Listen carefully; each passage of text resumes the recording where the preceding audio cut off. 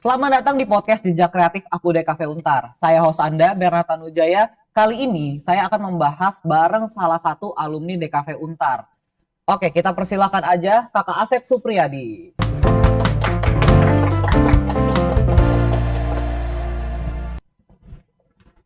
Oke, halo Kak. Ya, lo. Gimana kabarnya? Baik. Ya.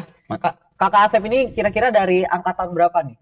Lulus 2020, gue masuk 2016. 2016 sampai 2020. 20. 4 tahun itu kira-kira ada nggak momen perkuliahan nih di DKV Untar yang mungkin keinget nih sampai sekarang gitu? Yang gue inget sih yang pasti tugas-tugasnya. Jadi tugas-tugasnya advertising DKV Untar kan emang agak susah ya. Sampai ke bawah mimpi tuh. Oh, Lagi iya, dosen-dosennya sama lagi kita. pada saat bagus-bagusnya tuh. Cuma nggak tahu kalau sekarang ya. Lagi masa-masa prime-nya ya. Iya. Gila, oke. Nah, kira-kira kakak kan sekarang terkenal sama meracik identiknya. Boleh nggak perkenalan nih, meracik identik tuh apa Boleh, sih boleh. sebenarnya? Jadi pada dasarnya Meracik Identik itu sekolah sepak bola gratis yang masih merintis. Mm-mm. Pergerakannya tuh kayak talent scouting, anak-anak yang punya bakat yang tidak terlihat, coba kita latih, kita analisa potensinya, dari situ coba diajuin ke sekolah bola lain untuk dapat beasiswa. Secara garis besar kayak gitu. Oke, wah berarti inspiratif banget ya. Tapi asal usulnya tuh kayak kira-kira apa yang membuat kakak tuh trigger gitu loh sampai membuat sekolah sepak bola gratis ini? Pada dasarnya keresahan yang gue coba ubah jadi gagasan. Jadi keresahan dulu kan gue pernah sekolah bola tuh di Ricky Yakobi Senayan, almarhum tuh legend timnas. Di Mutiara Cempaka, MC utama RCC, internalnya Persija juga. Nah dari situ kan cuma punya keresahan tuh. Seiring waktunya berjalan, gue gantung sepatu, terus gue memilih kuliah di DKV Untar kan. Dari situ, oh ternyata bekal ilmu DKV Untar tuh nggak cuma lu mikir kreatifnya aja, oh ternyata lu juga belajar psikologi terhadap sesuatu lah, consumer insight lah. Intinya tuh insight-nya sih, lu seneng ngulik insight, pasti dapat ide yang Benar. oke lah. Bener-bener. Pada dasarnya itu tuh. Berarti kayak kira-kira tuh sekarang kakak itu bisa mempergunakan hobi kakak tuh sebagai hal-hal yang lebih bermanfaat gitu lah, kurang Iya, lebihnya dan ya pasti gitu. kedepannya ada profitnya. Ini walaupun sekolah bola gratis pasti ada duitnya ntar. Tapi pasti kan dari membangun meracik identik ini kan pasti ada jatuh bangunnya ya. Mm-mm. Boleh nggak kakak share gitu Kak? Kayak mungkin ada hal-hal atau momen-momen yang sekiranya eh, ini tuh dari kegagalan ini tuh bisa membantu meracik identik sebesar ini gitu, sampai sebesar ini gitu. Sebenarnya yang bikin yakin itu karena yang gue bilang tadi, beruntungnya ngambil kuliah DKV, terutama di Untar ya. Kayaknya nggak cuma di Untar juga sih, semua orang yang ngambil kuliah di DKV udah ngerti lah cara ngebangun personal branding, udah tahu gimana caranya ngejalanin. Nggak perlu tim yang besar, tapi kalau kita punya gagasan yang kuat, tinggal orang yang ngerintis bareng sama kita udah autopilot sih seharusnya. Ya. Jadi bisa dibilang tantangannya untuk sekarang tuh secara internal tuh nggak terlalu besar ya.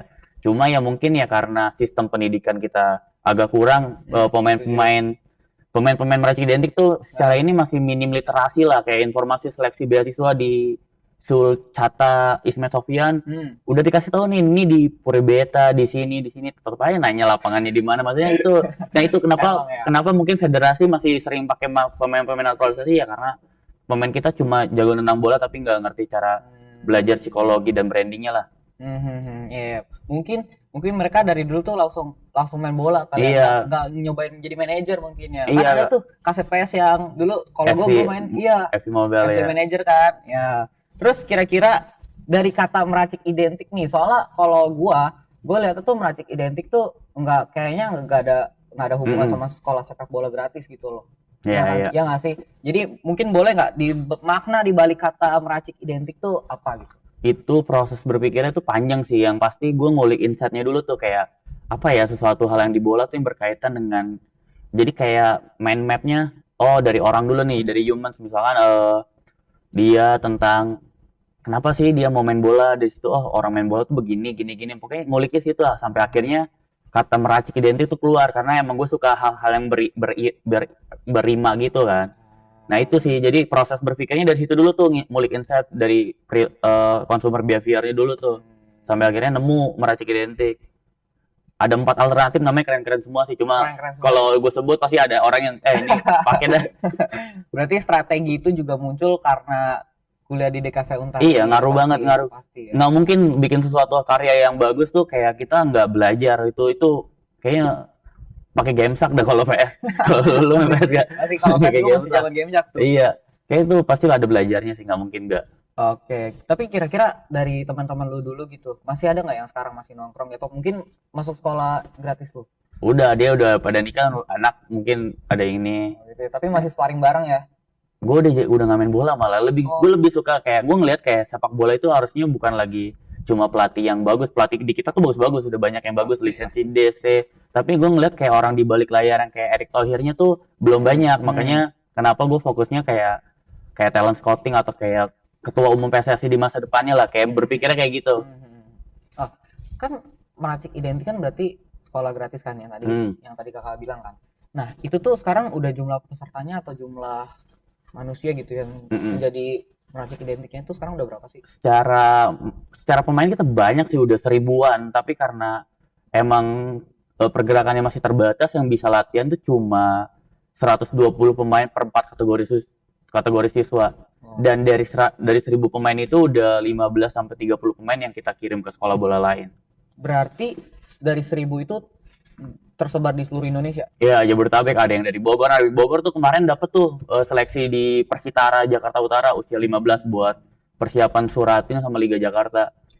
Oh iya, berarti kayak semacam bisa jadi jembatan juga lah Iya, untuk ini ya. Oh, kira-kira sekarang tuh yang beasiswanya tuh ada berapa sih jumlah anaknya? itu yang tadi gue bilang 30-an lah. 30-an Yang ya? gue bilang tadi, Ah, mereka tuh punya potensi, tapi karena nggak seneng ngulik informasi, kadang potensinya itu di situ-situ aja. Makanya gue coba bantuin.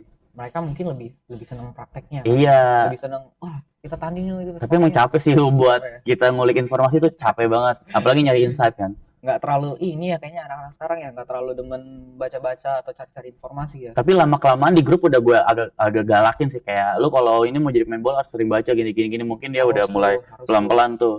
Ya, nggak boleh ngandelin otak juga lah. Iya. Nggak boleh ngandelin otak doang lah, harus otak juga kan ya. Kadang kalau sampai ada yang japri, gue cuma emot jempol doang tuh, udah males bales.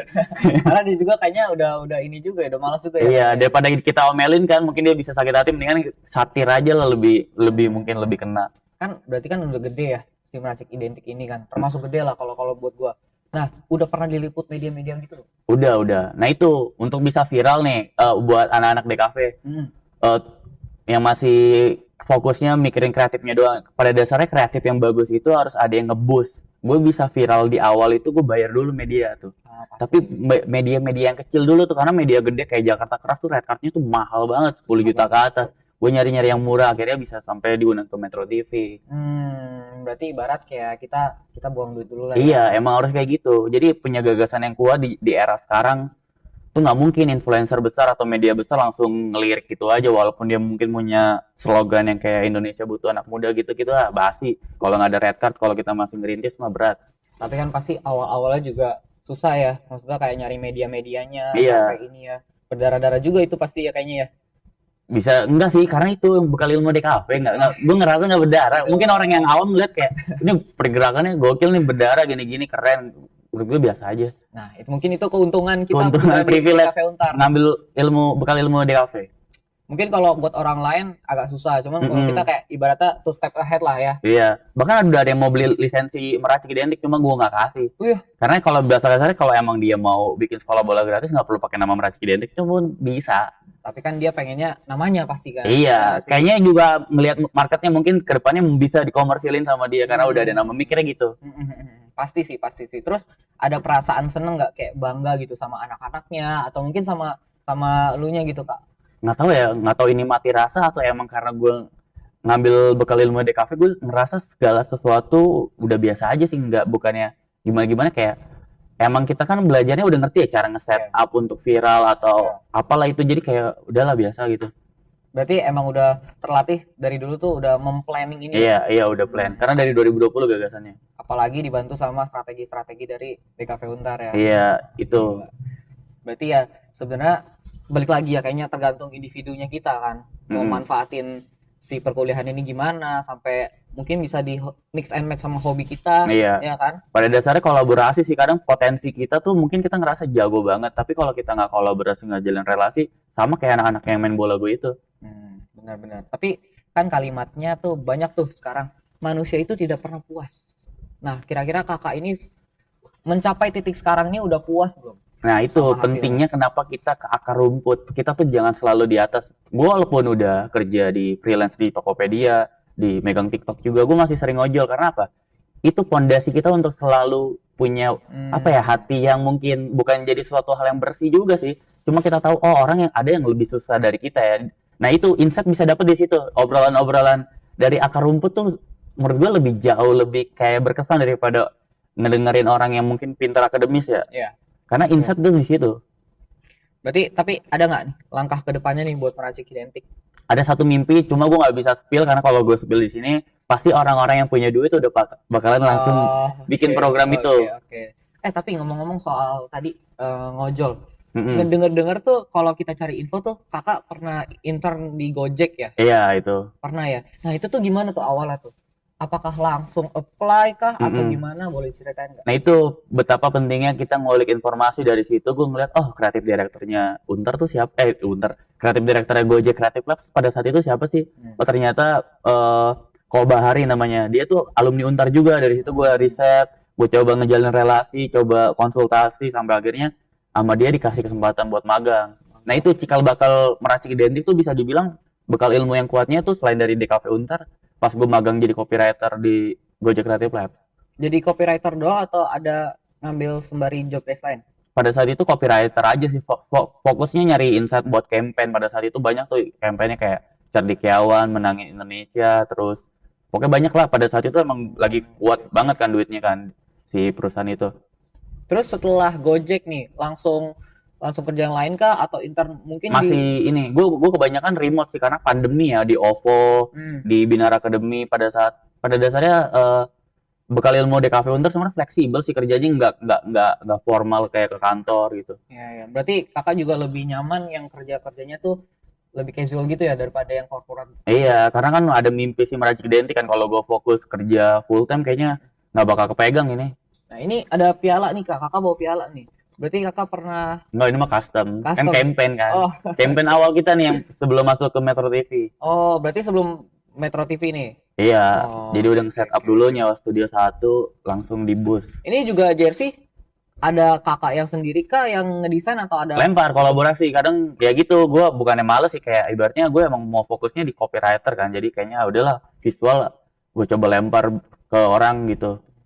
Nah, berarti ke depannya nih sekolah bola meracik identik tuh bakal jadi punya jersey yang paling banyak tuh. Gue pengen si orang yang beli tuh jadi kolektor. Nah, oh, kedepannya tuh kita bakal merilis banyak jersey kerjasama sama beberapa desainer. ada limited editionnya lah ya. Nggak ada, yang penting sharing profit sama desainer. Kita mungkin kayak majang banyak hal aja lah gitu. Oke, sip, sip, sip, sip, sip. Terus kira-kira nih, tantangan terbesar nih di luar jalur perkuliahan kakak ada nggak kira-kira? Sebenarnya kayak tantangan bisa dihadepin kalau kita ya itu seneng ngulik, seneng ngejalin relasi. Pokoknya banyak kayak ibaratnya motonya meracik kan, konsultasi, ngulik potensi, jalin relasi, kolaborasi lah intinya kayak gitu.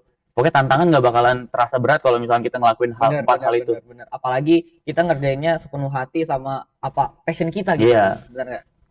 Terus kakak kayak kira-kira masih nongkrong nggak nih sama teman-teman kuliahan atau mungkin sama dosen-dosen masih sering kontek-kontekan nggak? Kalau nongkrong sama temen gue jarang ya, kayak gue udah ngejalanin tuh kayak nyari uang sama fokus di bola, kayak capek banget sih. Ya paling kalau ini ngejalin relasi sekarang paling lewat WA, IG. Oh, Jadi lebih suka interaksi digital sih. yang penting nggak lost kontak aja lah ya. Mm-mm. Kira-kira gitu. Terus teman-teman peserta atau pemain-pemain dari Magic Identik ini pernah sparring sama siapa aja kalau boleh tahu? Kalau untuk sparring kita banyak sih, pokoknya sejangkauan sejakarta aja sih. Tapi yang itu yang udah dapat beasiswa itu yang jadi anak-anak yang punya bakat dan tidak terlihat itu jadi punya ruang lah, itu bisa dibilang itu gue happy juga sih Hmm. ngelihat itu. Dia dapat kepercayaan, dapat beasiswa, bisa ikut turnamen walaupun nggak bawa nama meracik kan, tapi seenggaknya pasti mereka udah ngobrol kayak ke pelatihnya dari mana nih gini. Tapi kita balik lagi flashback nih ke semester 5 nih ya kan. Mm-mm. Sekarang ini kalau mungkin teman-teman kita juga nih ya, terutama gua nih. Gue sekarang lagi puyeng banget di mana tuh gua harus Ya, membagikan porsi ambil minum ya. Oh, boleh boleh silakan silakan. Porsi gua UAS sama gua ngusun Porto gitu loh. Apalagi semester depan kan gua harus magang ya. Nah itu Ya, kakak ada share tips kak? Karena jujur aja nih gue puyeng Karena kita nggak tahu nih harus fokus yang mana. Gini aja, kalau tugas kuliah lu bikin sekedarnya. Kalau menurut gue yang penting nilainya nggak jelek udah. Kalau buat porto baru habis-habisan. Ibaratnya ini pondasi lu ini aja referensi. Tugas-tugas lu jadiin referensi aja. Tapi kalau untuk porto beda lagi tuh. Ibaratnya kalau porto tuh kayak lu ngejar award. Jadi biar nggak pusing kan. Kalau Iya. kalau tugas kan bikin pusing kan. Ke bahasa kasar kan nggak ada duitnya itu. Kalau tugas bahasa kasarnya walaupun lu belajar ya udah lu sekedarnya aja kalau menurut gue gitu sih. Tapi nih, gue nggak tahu ya lu relate apa enggak. Tapi gue sekarang, gue yang tugas-tugas memang kadang tuh agak gue, bodo amat deh, sekadar aja. Tapi ketika kita ngeliat punya teman gitu, aduh. Nah ya, itu punya belajar banget ya. nggak apa-apa kalau menurut gue kayak itu emang harus dilatih sih kayak ngeliat temen ya udah lu bagus sih di tugas kuliah nggak apa-apa ntar kalau di luar lu harus lebih bagus harusnya gitu. Dan yang paling penting tadi relasi tadi ya. Relasi pokoknya ngejalin relasi dah. Berarti nggak masalah lah ya kayak misalkan kita masuk lewat orang dalam itu gitu. Ya selama kita punya ordal dan kita punya kualitas sih nggak masalah. Nggak masalah kan ya sebenarnya. Nah, terus kira-kira nih banyak teman-teman gua terutama ya yang bingung tuh masa depannya tuh mau ngapain. Malah sampai sekarang nih di umur gua yang sekarang masih banyak orang-orang tuh yang kayak belum ngeplan gitu loh. Iya. Kayak Lu sering konsultasi nggak sama orang? Itu pertanyaannya. Kalau misalnya lu nggak sering konsultasi, lu pasti masih bingung ke depannya. Kalau gue jujur, gue justru banyak yang konsultasi sama gue. Oh iya. Karena gue juga mirip-mirip kayak lu, Kak. Kayak misalkan kayak kita harus ngeplan gitu, 5 tahun lagi kita harus ngapain, 10 tahun lagi kita harus ngapain.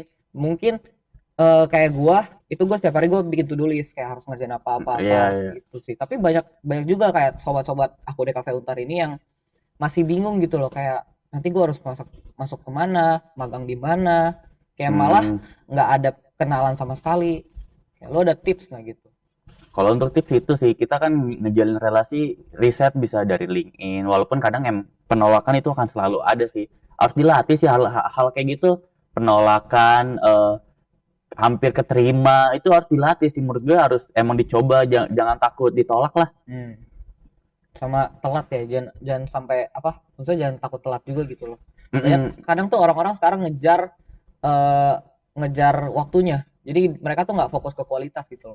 Iya, kalau ini aja sih pada dasarnya kayak lo harus tahu lo startnya hidupnya dari nol apa dari minus apa udah plus. Kalau udah dari plus kan berarti lo harusnya bisa punya waktu luang yang enak sih buat nemuin personal branding lo lah istilahnya gitu.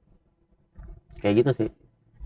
Tapi kakak ini dulu kalau boleh tahu nih ya, di perkuliahan dari semester 1 sampai semester 5 nih, termasuk orang yang lumayan akademis kah atau ambis atau malah orang-orang yang kayak biasa-biasa aja? Biasa aja. Gue kalau tugas-tugas kuliah asal jadi kadang malah kasarnya ya, gue suka lempar ke orang yang jago gambar. Gue kan gak bisa gambar ya, kadang kayak misalnya nih copywritingnya kayak gini nih, lu bikinin ya ilustrasinya gitu. Kadang gue rela ngebuang duit kayak misalnya lu berapa nih red cardnya 500.000 atau 1 juta, udah gue ini, gue rela kayak gitu. Tapi apalagi dulu kayaknya kan belum ada AI kan? Iya, belum ada AI. Ya, kalau sekarang enak tuh. Jadi lu kerangka berpikir, lu bisa kolaborasi tektokan sama dia. Tapi kalau gue dulu sering kayak gitu sih. Sering rela ngeluarin duit untuk kolaborasi. Atau mungkin dulu ada teman kayak sebagai ibaratnya partner gitu loh di perkuliahan gitu. Ada namanya Hanson. Iya, dia jago banget tuh ilustrasi. Tektokan kalau lomba-lomba advertising kadang gue sama dia juga. Sama Fernandi tuh jago 3D. Biasanya gue gitu lempar kayak ini copywritingnya kayak gini ya, gambaran referensi visualnya gini, ntar mereka yang eksekusi. Jadi ibarat lu yang konseptor mereka yang visualisasikannya. Iya, eksekutornya. Sekarang masih kontek-kontekan? Masih kadang. Masih. Pokoknya kalau ada beberapa project yang mungkin gue kadang gue lempar juga sih. Lempar juga ya. Iya karena memang itu sih ya.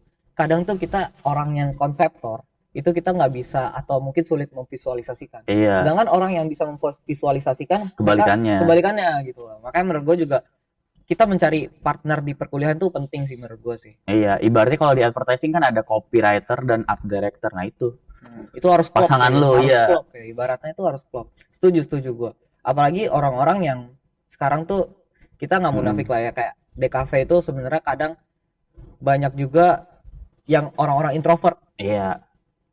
Gitu loh. Kalau lu kan kayak dulu kan sering main bola atau apa kan pasti juga sering sosialisasi gitu. Tapi kalau orang-orang yang introvert, lu ada tips nggak gitu buat mereka?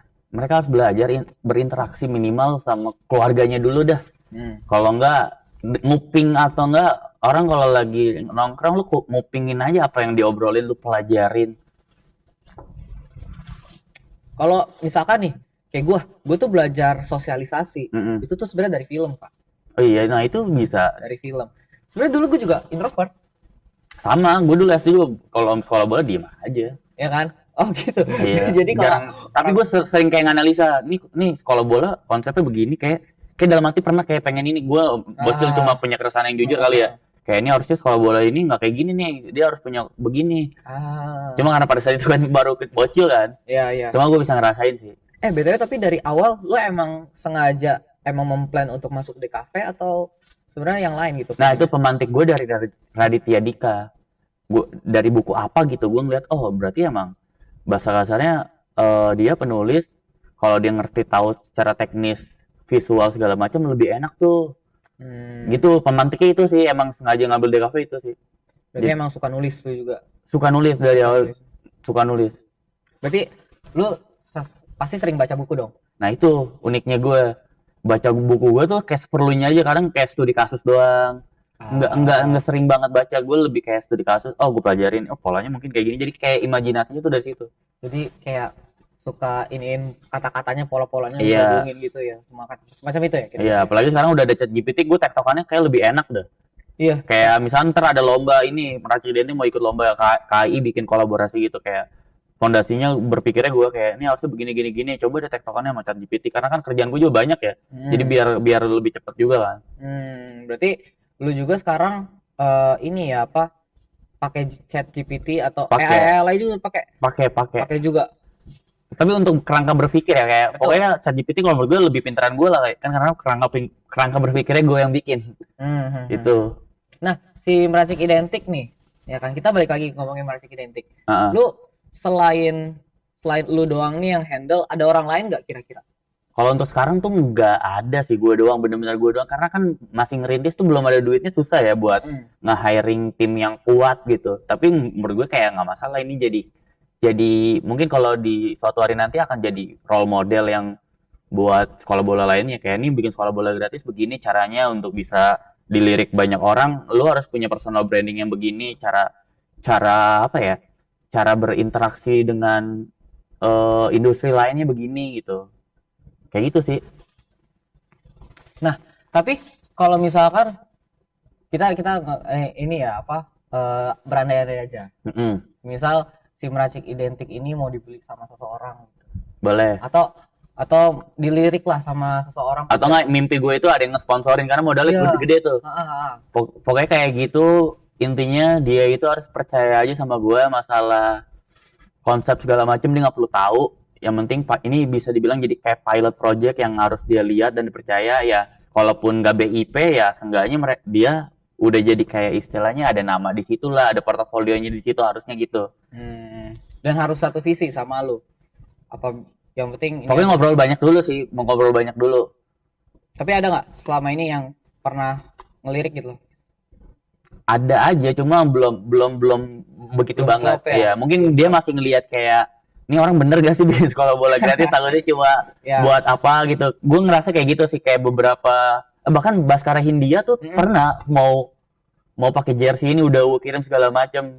Iya, dia mau kayak sistemnya dia nggak ambil royalti sama sekali, yang penting nanti dia promosiin, dia ada yang beli, terus dia yang megang lah, kelola segala macam. Nah mungkin itu dia masih ngelihat reputasi si Meracik Identik, karena kan pergerakan ini masih pelan-pelan tuh, karena gue masih banyak yang ngerjain yang lain. Jadi ya udahlah, yang penting anak-anak ini tersalurkan dulu nih beasiswanya di sekolah bola lain. Menarik sih. Tapi kalau boleh tahu nih, di Meracik Identik ini pemain-pemainnya atau anak-anaknya tuh dari umur berapa sampai umur berapa sih?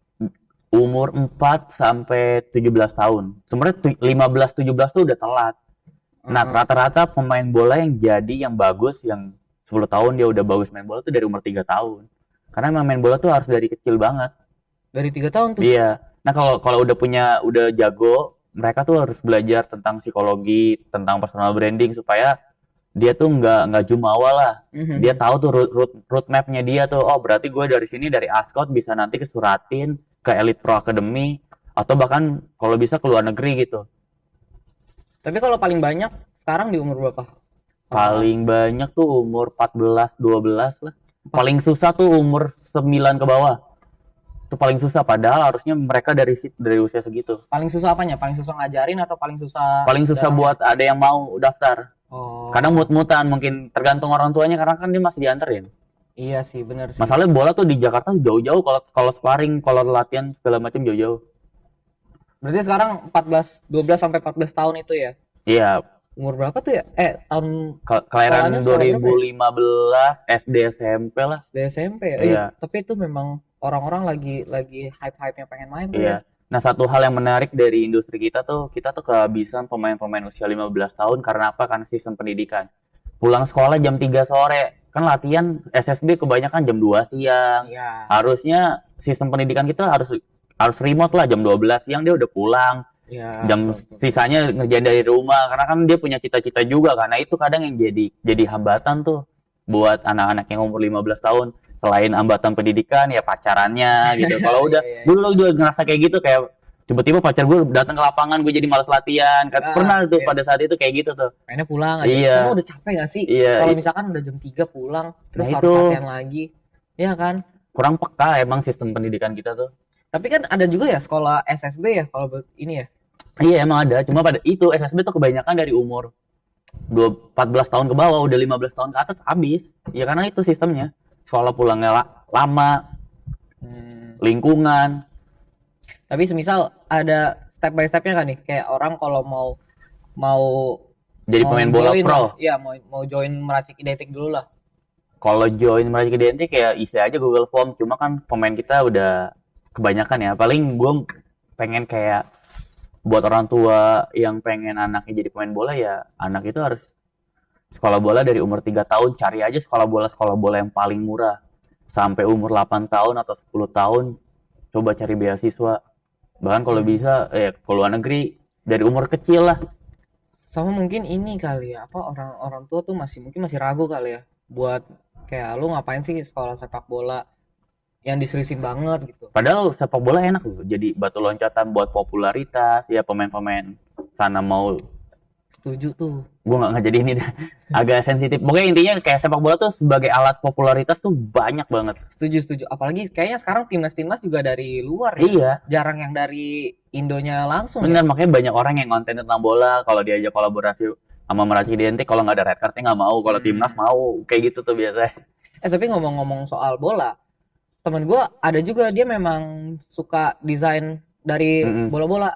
Jadi dari klub-klub mana gitu, Oh iya dia dia. nge-reach dia. Sampai Persija pun dia pernah ini Siapa namanya? Ibrizi. Kalau ntar gue lihat deh kalau ini kayak ini.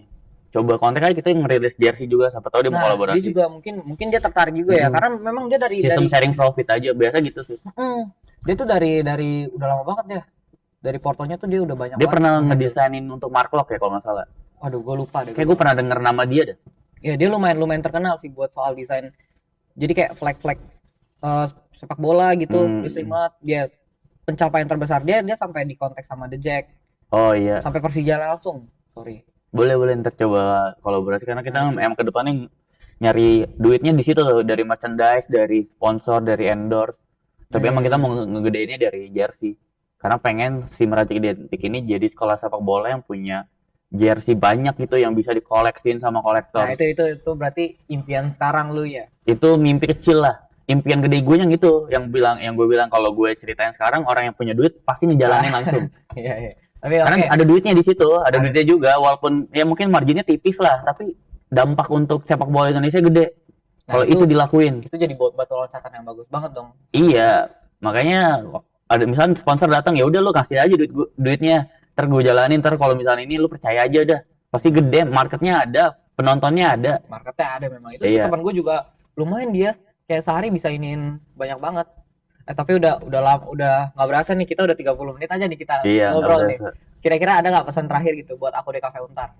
Pokoknya perbanyak, kalau lu udah punya potensi, perbanyak ngejalin relasi lah, udah itu aja kuncinya. Perbanyak relasi ya. Perbanyak Itu relasi. penting ya. Penolakan itu kan akan selalu ada ketika kita bukan siapa-siapa tuh selalu ada. Jadi jangan pernah. Iya, jadi pokoknya orang jangan pakai hati lah. Maksudnya untuk kayak ngajuin kayak dia mau ini nggak sih pasti ditolak. Dia itu belajar lu jangan pakai hati Aduh, gitu. itu paling bahaya tuh, apalagi kayak orang nggak berani mulai gitu. Nah itu Itu bahaya banget itu. Kalau kan menurut kayak gua. mikir dia sekali ngajuin lu siapa gini nggak ditolak atau di read doang. Gitu dah. Ya kan. Nah, kalau misalkan nih ada yang pengen kontak lu atau mungkin si Meracik Identik, kira-kira teman-teman bisa kontak lewat mana nih? Boleh DM aja. DM di Instagramnya apa nih kalau boleh disebut? Asep Askeni atau Meracik Identik. Asep apa? Asep Askeni atau Asep Meracik Askeni. Identik aja. Meracik Identik aja ya. Oke, kalau gitu udah kita sampai sini aja sayangnya. Sampai jumpa ketemu lagi di Jejak Kreatif Aku de Cafe Untar. Dadah.